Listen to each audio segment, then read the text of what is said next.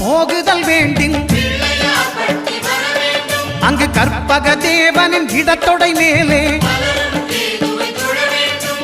5 தலையோடு எழுந்த சுபகேது கணபதி தொடையில் கொலுவிருப்பான். அவன் தொடரும் பிணிகளை நடுங்கச் செய்வான். தொழுதால் தொல்லைகள் நீக்கிடுவான்.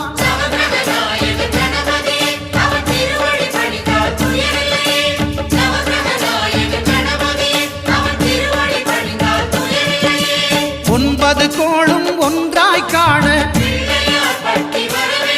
அங்கு கற்பகம் என்னும் கடவுள்